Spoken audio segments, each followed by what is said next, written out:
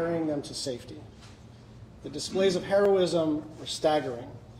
The kindness and generosity have continued in the months ahead, even as survivors continue to grieve losses and confront uncertainties of their own. It's been a year of what ifs and what's next. And people are understandably worried, they're anxious, and they are exhausted. But it's also true that we've come a long way. Debris removal is running ahead of schedule. Water and wastewater services have been restored. The first few homes are beginning to be rebuilt. And kids are in school learning again at the temporary campus for King Kamehameha, the third elementary school that opened in 95 days. All of that progress is real, made possible only by the efforts of partners at every level: federal, state, county, and most importantly, community. But ultimately, it comes down to the people here.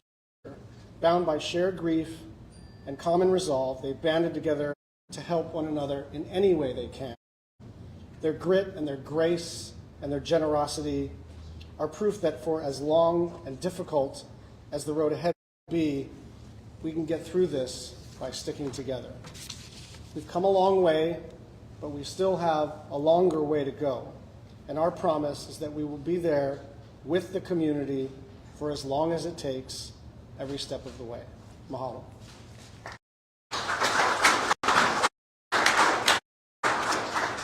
Mahalo, Senator Schatz. Up next, the Honorable Senator Mazie Hirono. Aloha, everyone. I'm really grateful to stand here with my colleagues, with the governor, the mayor, with Administrator Griswold, of course, my colleagues from the House and the Senate. It's been 1 year. And this community, this island has suffered tremendous losses. And in the midst of the trauma and the chaos, what emerged was kindnesses, like the teacher who opened her home to people who needed a place to stay, the resilience of a father I talked to who was so concerned about education for his kids, and the woman who packed everything into a backpack that she had, and she didn't let go of that backpack. All these stories that we've heard bring tears to our eyes. Governor, that woman who survived, that came up to you to say she was alive and grateful. These are the stories of resilience that you hear from all of us. But another word that applies now is hope. Like the Kamehameha Elementary School that was built in short order, that gave hope to the hundreds of kids who could go back to school. The hope of the houses, temporary as they may be, where people can now get out of the hotel rooms and the other places that they were staying in. Literally thousands of survivors from this community who will now be able to live in temporary housing, and with the hope that there will be permanent housing for them. I'm very grateful with all of the kindnesses and the resilience that the world has seen. The people of this island, Lahaina and upcountry, have exemplified. And the world continues to watch how we are persevering, because some of you probably read the article in the New York Times about how the community is really hearing each other's voices as what I call the visioning process of how people will view the Lahaina going forward, bringing back some of the pre-plantation Lahaina. It's going to be a process that listens to the values and voices. And even as those were exemplified in the work that FEMA did, listening to the cultural advisors and the sensitivities that were shown.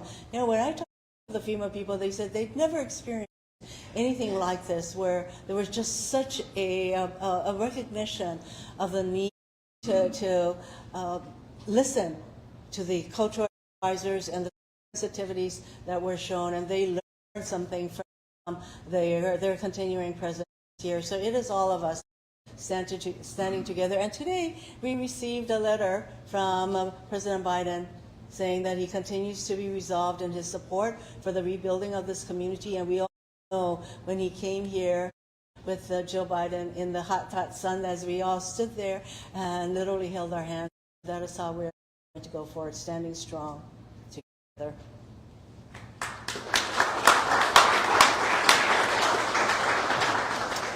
Mahalo, Senator Hirono. Up next, the Honorable U.S.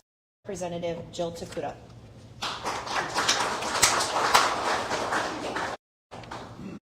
Aloha, everyone.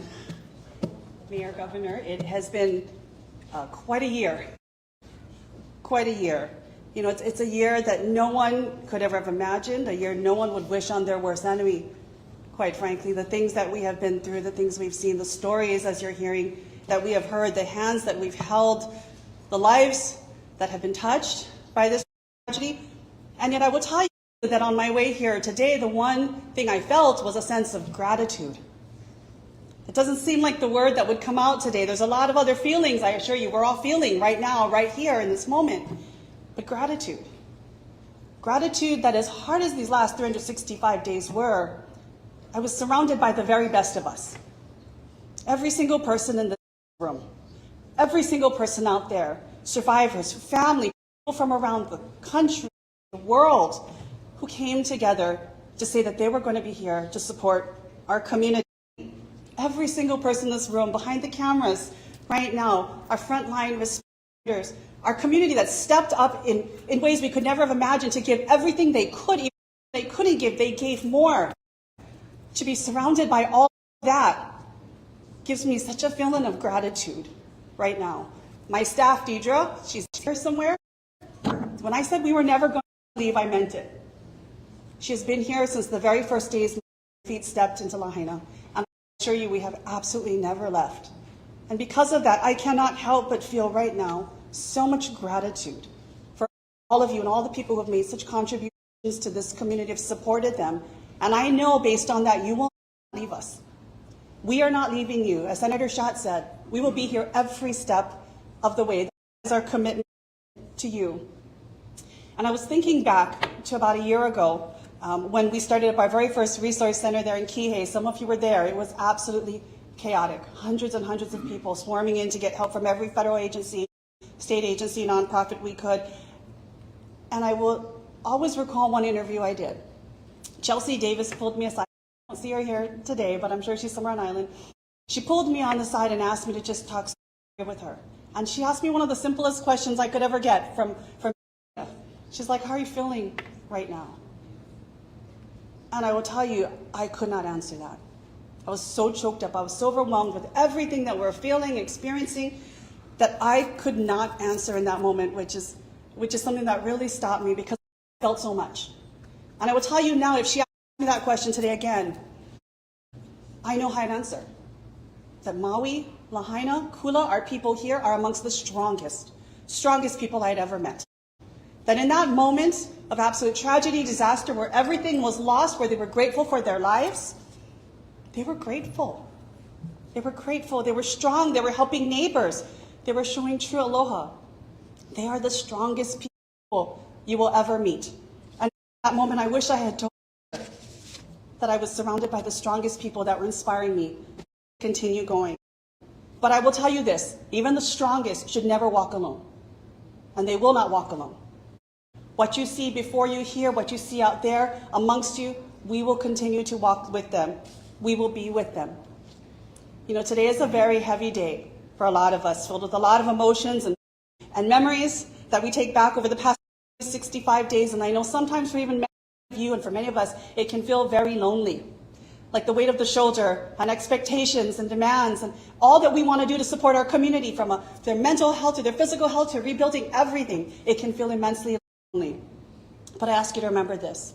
You are never alone. You are never alone. Even right now as we stand here, there are 102 angels looking down on us right now, supporting us, lifting us up, guiding us in what we do. And in that way, I am so grateful. Grateful for this.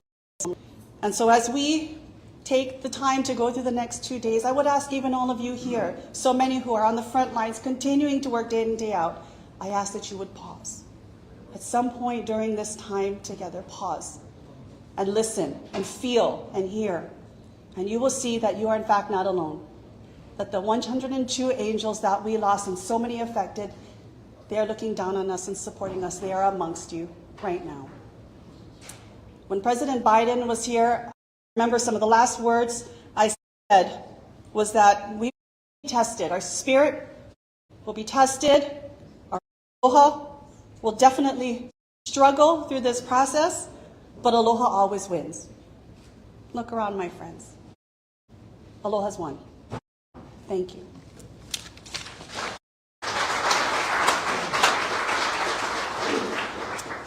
Mahalo, Representative Takuda. Now I would like to welcome questions from the media. In the spirit of allowing everyone to ask a question, we kindly ask for your kokua in raising one question per media outlet. You will be welcome to ask additional questions once we've exhausted the first round. I'm going to start with our Maui-based media first. Yeah, for the restoration of Maui, how long will that take? What it costs? What would that look like? Question is, restoration of Moku'ula, do you have a timeline? Do we have an estimate of how much that would cost and how long it will take? No? So we've had a committee that's been working on this alongside with Governor's team, with DLNR, to bring all the stakeholders together, lineal descendants, folks that have worked on that program or that project for years. You know, that's been tried before, and so we don't want to have to start from scratch. So I can't give you the exact estimate, but I can tell you that we're going to pick up where some of it was, you know, previously done, the work, but also add in the voices of those folks that have a lot to share, and they can teach us about it.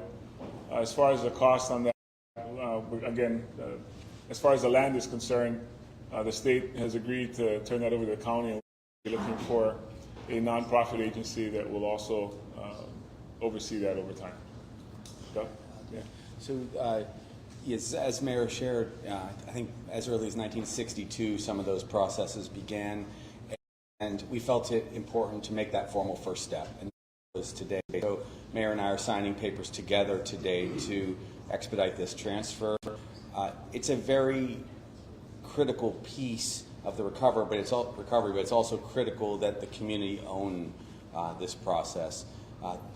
There hasn't been this move before. There's several parcels in Moku'ula that were state-owned.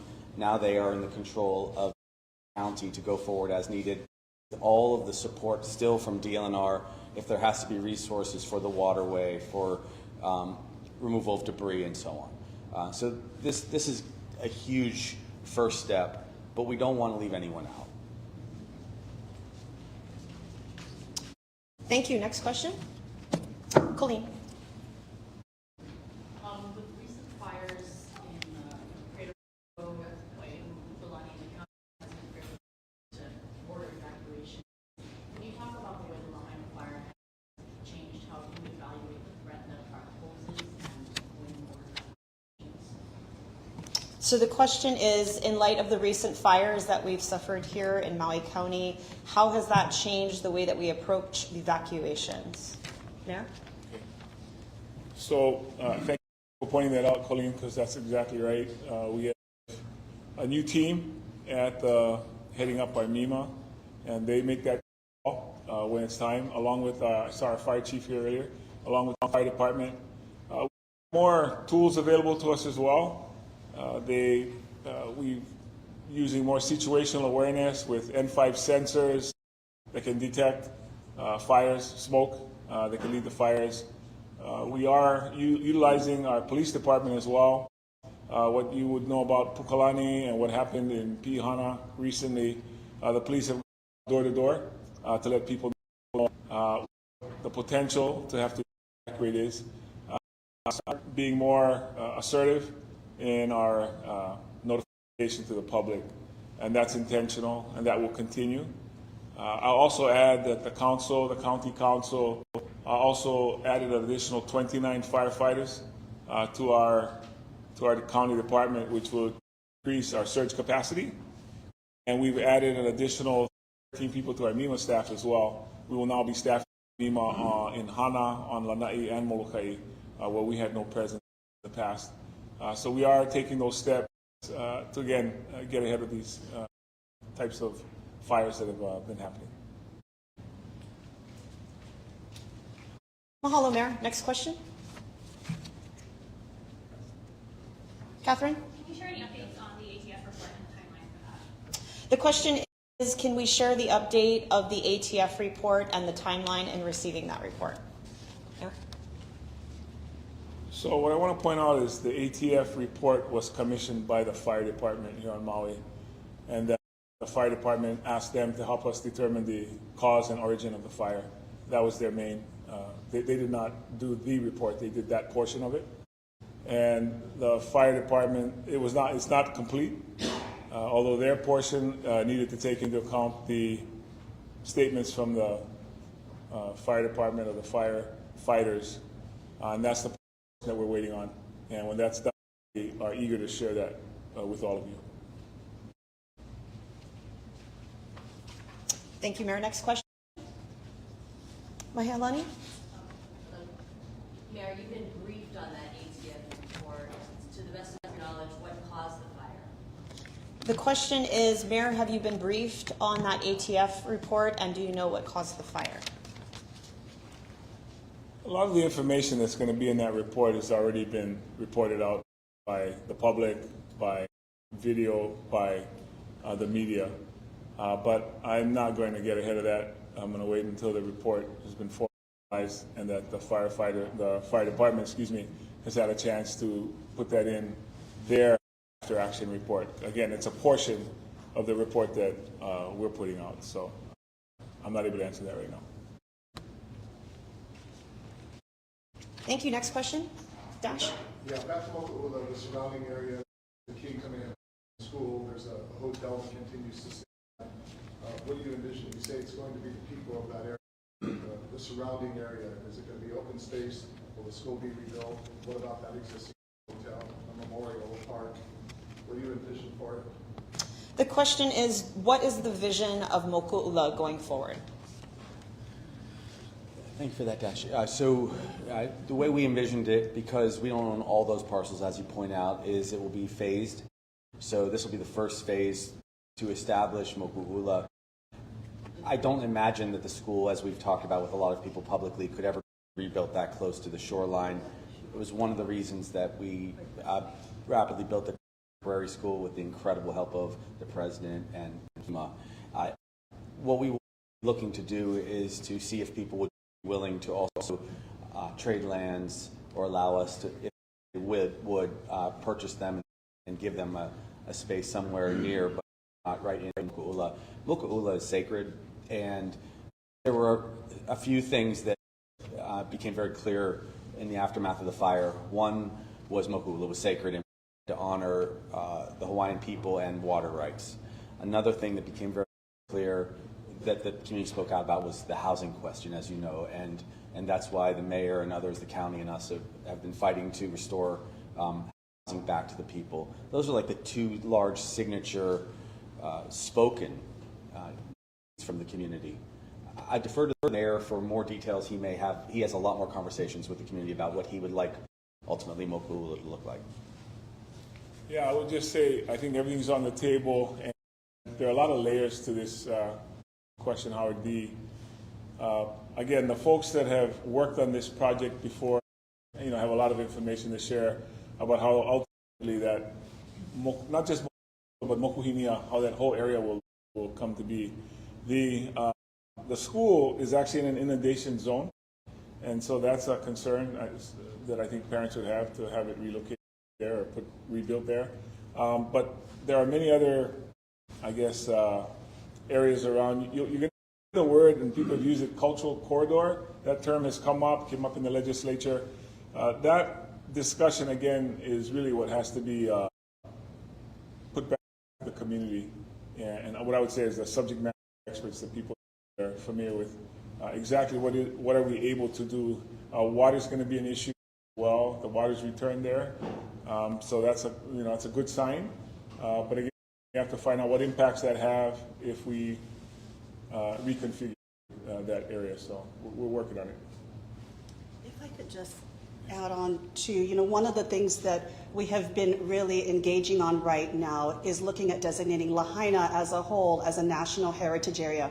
I think some of you know there are 62 right now across the country. There is none in Hawaii that has this designation. It does not impact private development rights or even public development rights. What it does is it says this part of an area has cultural, historical significance, ecological significance even, and to me, what better place to start in Hawaii in terms of a heritage area than Lahaina, which has so much rich history even before contact.